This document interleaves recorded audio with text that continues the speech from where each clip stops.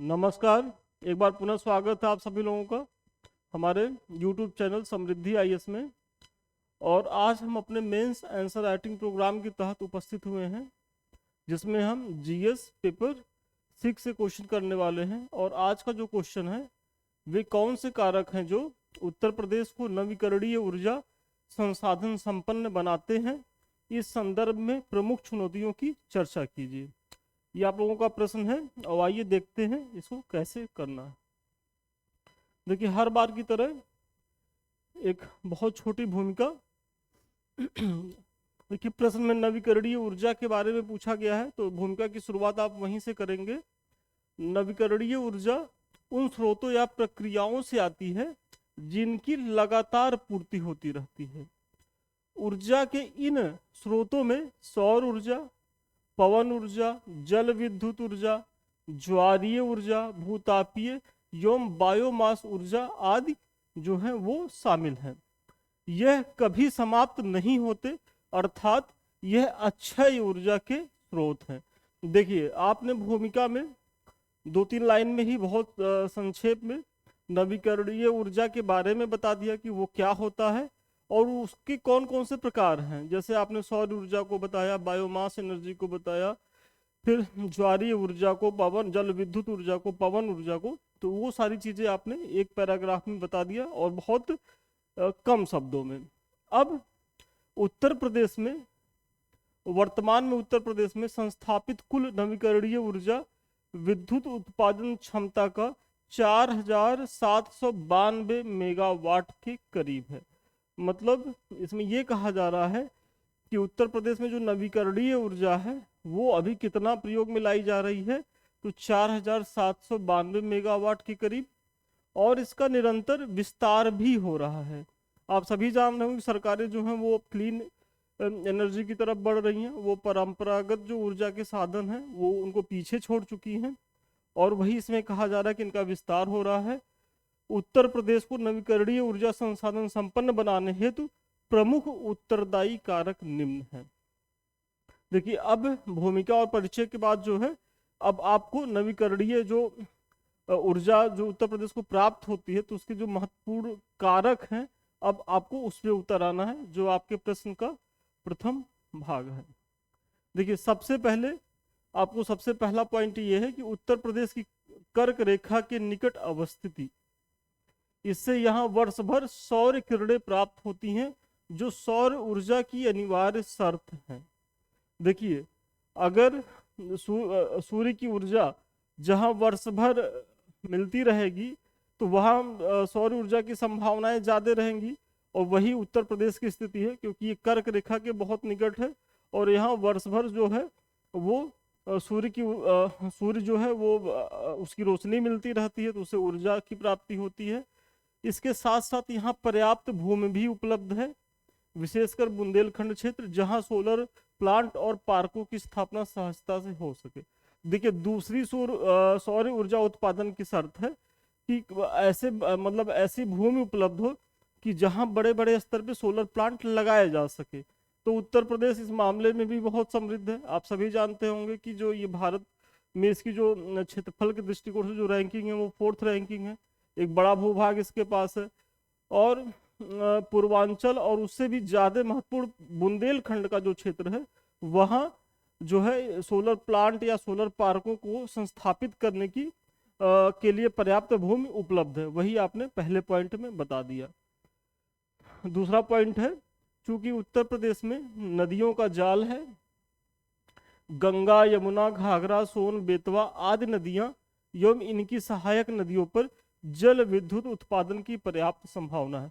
चूंकि अब यहाँ नदियों की भरमार है, भाई हिमालय से निकलने वाली प्रमुख नदियां यहीं से होकर बहती हैं, और प्रायद्वीप जो विंध्याचल रेंज से जो नदियां निकलती हैं, जैसे सोन है, तो वो भी जो है यहाँ से बहती हैं। तो अब ये जो नदियां हैं, इस पे जल विद्युत की अपार संभावनाएं हैं। आप इसकी चर्चा कर दीजिए।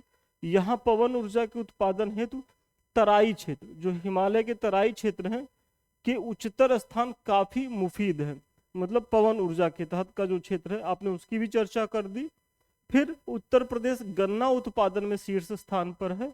गन्ने की खोई से बायोमास ऊर्जा उत्पादन को बल मिलता है।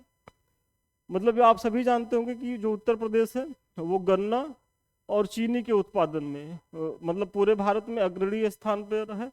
और यदि चूंकि गन्ने का प्रोडक्शन ज़्यादा होगा तो वह उसका जो रॉ मटेरियल है वो मतलब जो कच्चा उप उत्पाद है वो गन्ने की खोई है और उसे बायोमास ऊर्जा मिलती है। तो वही आप चर्चा कर रहे हैं। और साथ ही साथ उत्तर प्रदेश की संख्या, पशुधन की संख्या में भी शीर्ष स्थान पर है उत्तर प्रदेश।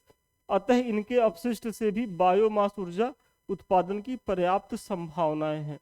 मतलब ये जो संपूर्ण कारक है कि उत्तर प्रदेश को जो नवीकरणीय ऊर्जा प्राप्त होते हैं तो ये उनकी जो दशाएं हैं वो ये दशाएं हैं जिसे आपने अभी बताया है। देखिए आगे बढ़ने से पहले एक छोटी किंतु महत्वपूर्ण सूचना, आप सभी जान रहे होंगे कि आप लोगों की जो परीक्षा है वो डिले हो गई है और ये जो जुलाई में होने वाली थी, अब बहुत संभावना है कि आप लोगों की जो परीक्षा है वो अक्टूबर या नवंबर में जाए। तो अभी जो समय है वो मुख्य परीक्षा के पढ़ने का समय है। और विश्वास मानिए कि जब आप प्रीलिम्स देंगे और उसके बाद यदि आप सोच रहे होंगे कि हम जो है मुख्य परीक्षा की पीटी के बाद तैयारी कर लेंगे तो वो रणनीतिक दृष्टि से आप बहुत गलत कर रहे होंगे। क्योंकि आप सोचिए उसके बाद जीएस के 6 पेपर, एसए का पेपर, सामान्य हिंदी का पेपर, आप इतना बड़ा सिलेबस कैसे तैयार कर पाएंगे। तो अभी आप लोगों के पास एक सुनहरा अवसर है कि आप लोग ये जो समय मिला है इसका उपयोग करें और इस समय अपने मुख्य परीक्षा का कम से कम 70% तो यहाँ तैयार कर ही लीजिए, ताकि जब आप पीटी के बाद मुख्य परीक्षा की तैयारी में जाइए तो आपकी 70% चीज़ें पहले से तैयार रहें, केवल उसको रिवीजन करना रह जाए। और 30% की जो तैयारी है वो आप उस समय आराम से कर सकते हैं। तो इसी रणनीति के तहत हमारे संस्थान द्वारा भी टेस्ट सीरीज का आयोजन किया जा रहा है, जिसमें हम प्रत्येक दिन मंडे टू फ्राइडे आपको 2 क्वेश्चन देते हैं और फिर उसके बाद शाम को ही 5 बजे तक आपको सबमिट करना होता है टेलीग्राम पे आंसर राइटिंग लिख करके, और फिर हम उसका मूल्यांकन करते हैं। उसके बाद सेम डे ही आपको 10 बजे तक जाते जाते उसका मॉडल पेपर अवेलेबल करा दिया जाता है। तो यहाँ देखिए, पहली बात तो आपको इतना पर्याप्त समय मिलता है 2 क्वेश्चन करने के लिए कि आप टॉपिक को बहुत ध्यान से पढ़ सके। दूसरी चीज, चूंकि आपकी कॉपी में जो कमियां हैं वो इसके माध्यम से सुधार कर दी जाती हैं मार्किंग के द्वारा। और तीसरी चीज, ग्रुप में जो है और भी बच्चे आंसर राइटिंग कर रहे हैं तो आपको जो है उनकी कॉपी देख करके ये अनुमान भी आप लगाएंगे कि भाई कैसे उनको जो है यदि 12 अंक का प्रश्न है तो 6, 6.5, 7 नंबर तक मिला, 7.5 तक मिल रहा है। और आप जो है यदि कम है तो क्यों कम है, कहाँ से कम है, तो एक स्वस्थ प्रतिस्पर्धा भी वहाँ आप कर सकेंगे। और लास्ट में चूंकि हमारा मॉडल पेपर सेम डे आ ही जाता है तो सभी शंकाओं का समाधान हमारे मॉडल पेपर से हो जाएगा। इसके माध्यम से हमारा ये प्रयास है कि जितने भी टॉपिक हैं उस टॉपिक से जितने भी महत्वपूर्ण क्वेश्चन बन सकते हैं उनके माध्यम से हम आपकी जो है मुख्य परीक्षा की तैयारी करवाएं। अधिक जानकारी के लिए 7303307507 पे संपर्क करें, ऑफिस के लोग और बेहतर बताएंगे। देखिए इसी तरीके से आपकी कॉपियां होती हैं, देखिए सब चेक की हुई कॉपी हैं। थोड़ा सा आपको ब्लर दिख रहा होगा, आप भेजेंगे ऐसे संस्थान द्वारा मार्किंग कर दी जाएगी और इसके बाद इस फॉर्मेट में हमारा जो है वो मॉडल पेपर दे दिया जाएगा। तो आप लोगों के पास एक अच्छा अवसर है कि अभी जो है बहुत आसानी से जो है अपने मुख्य परीक्षा को तैयार कर लीजिए। और उन बच्चों के लिए तो बहुत ही ज़्यादा ज़रूरी है जो अभी तैयारी में है या जिनको अभी पहला मेंस लिखना है, क्योंकि होता क्या है कि जब बच्चा पहला मेंस लिखता है तो वो बिना तैयारी के चला जाता है और अपना एक जो है अटेम्प्ट बेकार करता है, 1 वर्ष का समय बेकार करता है और उसकी सफलता सुनिश्चित नहीं हो पाती। वो क्यों नहीं हो पाती? क्योंकि उसको लिखने की टेक्निक नहीं पता होती है। और विश्वास मानिए, आप लोगों के मन में अगर ये चीज़ है कि हम जो है यूनिवर्सिटी के टॉपर हैं या हमारा तो बहुत अच्छा पोजीशन रहा है और हम जाके मुख्य परीक्षा में लिख के आ जाएंगे, तो वो नहीं हो पाएगा। क्योंकि जो एकेडमिक परीक्षाएं होती हैं, चाहे यूनिवर्सिटी की, ग्रेजुएशन की, पोस्ट ग्रेजुएशन की, वहाँ जो क्वेश्चन का जो दायरा है वो बहुत सीमित होता है, समय बहुत मिलता है। तो यहाँ आपको क्या है कि यहाँ क्वेश्चंस बहुत ज़्यादा हैं और समय बहुत कम मिलता है। क्वेश्चंस में आप देखेंगे 20 क्वेश्चंस करने होते हैं 3 घंटे में, और उसमें भी 10 क्वेश्चन जो है जो 8 अंक के होते हैं, 125 शब्द में लिखने होते हैं 125 शब्दों में। और जो 10 क्वेश्चन 11 से 20 तक के होते हैं वो 200 शब्दों में लिखने रहते हैं। समझ लीजिए टाइम मैनेजमेंट बहुत जरूरी है, और ये टाइम मैनेजमेंट आपको कहाँ से आएगा, वो टेस्ट सीरीज के माध्यम से ही आएगा। तो अभी बहुत देर नहीं हुई है, आप जुड़िए संस्थान से, इसका लाभ उठाइए। सूचना समाप्त हुई, आइए अगले पॉइंट पे आते हैं।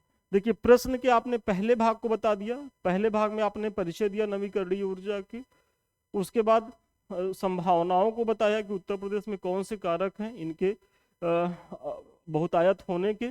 उसके बाद नवीकरणीय ऊर्जा उत्पादन के समक्ष चुनौतियां क्या है। देखिए आपके प्रश्न में दूसरा जो भाग है वो यही है, और जब भी आप मुख्य परीक्षा के प्रश्नों को करिएगा तो वहाँ बहुत ध्यान से ये पढ़ लीजिएगा कि प्रश्न में कितने डायमेंशन से पूछा गया है।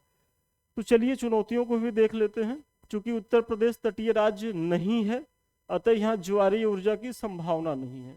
सबसे जो एक क्लीन एनर्जी होती है ज्वारीय ऊर्जा, तो उसकी संभावना तो उत्तर प्रदेश में है ही नहीं है। क्यों नहीं है? क्योंकि ये तटीय राज्य नहीं है, क्योंकि ज्वार भाटा जो आते हैं वो समुद्र में आते हैं, तो ये ऊर्जा तो अपने आप खत्म हो गई। पवन ऊर्जा के लिए भी प्रदेश की जलवायु बहुत अनुकूल नहीं है।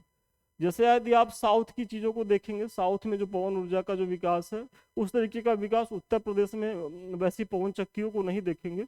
हाँ अलग है कि तराई के जो क्षेत्र है और वहाँ का भी जो उच्चतर भूमि है वहाँ कुछ विकास इसका है, लेकिन वो कुछ विकास है, मतलब बहुत अच्छा नहीं कहा जा सकता। तो ये इसकी सीमा में है, चुनौतियों में है। फिर यहाँ की नदियाँ वर्ष भर पानी का बहाव एक जैसा नहीं होता, मतलब उत्तर प्रदेश की जो नदियाँ हैं वहाँ पानी का बहाव भी एक जैसा नहीं होता वर्ष भर। वर्षा ऋतु में जहाँ बाढ़ की समस्या उत्पन्न हो जाती है, वहीं ग्रीष्म ऋतु में अधिकांश नदियों में पानी बहुत कम हो जाता है। मतलब वर्षा ऋतु में तो आप देखेंगे कि पूरा उत्तर प्रदेश बाढ़, मतलब पूर्वी उत्तर प्रदेश तो पूरा बाढ़ के चपेट में रहता है, और उसके बाद और मतलब ग्रीष्म ऋतु में ये सूखे की चपेट में आ जाता है। तो ऐसी स्थिति में जो हाइड्रो पावर की जो संभावना है वो कम हो जाती है, क्योंकि उसके लिए तो निरंतर एक तार में पानी की आवश्यकता होती है जो यहाँ उपलब्ध नहीं होती। अतः दोनों ही स्थितियों में जल विद्युत संयंत्र प्रभावित होते हैं। नवीकरणीय ऊर्जा उत्पादन हेतु आवश्यक उपकरण काफी महंगे होते हैं, जो अगली इसकी चुनौती है। इनका रख रखाव भी खर्चीला होता है, अतः इनसे उत्पादित बिजली भी महंगी होती है, जबकि कोयला संयंत्रों में उत्पादित ऊर्जा तुलनात्मक रूप से सस्ती हो जाती है। जैसे आप यदि नवीकरणीय ऊर्जा की बात करेंगे तो नवीकरणीय जो ऊर्जा है, जो क्लीन एनर्जी है, वो अभी काफ़ी कॉस्टली है, क्योंकि इसके उत्पादन में जो संयंत्रों का जो टेक्निक का प्रयोग होता है वो काफ़ी महंगी टेक्निक है, और वो भारत में सहज उपलब्ध भी नहीं। इसके लिए हम अमेरिका, चाइना जैसे बहुत विकसित देशों पे हमको निर्भर होना पड़ता है। तो चूंकि महंगी है, और उत्तर प्रदेश की जो स्थिति है वो आप सभी जान रहे हो कि अभी ये पिछड़े राज्यों में आता है, जहाँ की पर कैपिटा इनकम उस तरीके की नहीं है कि इतनी महंगी बिजली को वो परचेज कर सके। और इसके विकल्प के तौर पे यदि आप देखेंगे तो जो है वो कोयला संयंत्रों से जो आधारित ऊर्जा है वो सस्ता विकल्प है। तो अभी भी जो डिपेंडेंसी है वो कोयला संयंत्र से उत्पादित विद्युत पर ही लोगों की ज्यादा है। फिर नवीकरणीय ऊर्जा उत्पादन के प्रति लोगों में जागरूकता का भी अभाव है, मतलब इस ऊर्जा को लेकर के अभी लोग इतने जागरूक नहीं है। नहीं तो चाहते तो सोलर ऊर्जा की तरफ बहुत अच्छा प्रयास ग्रामीण स्तर पे लोग कर सकते हैं।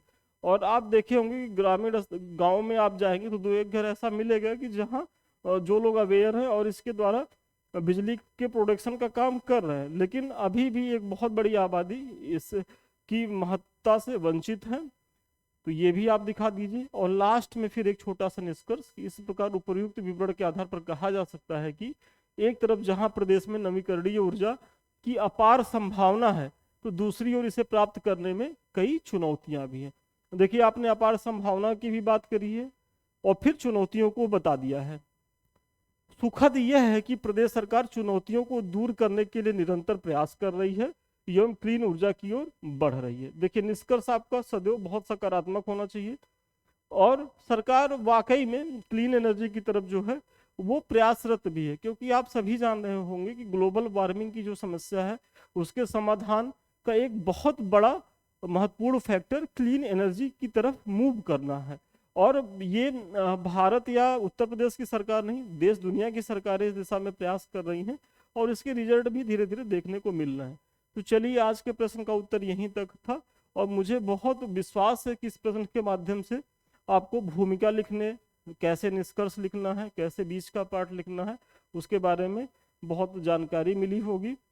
तो अभी जाइएगा नहीं, आगे को सूचना है। इसके बारे में तो मैंने चर्चा कर दी। अधिक जानकारी के लिए 7303307507 पे संपर्क करें और इससे जुड़िए। इसका लाभ आपको 100% मिलना है।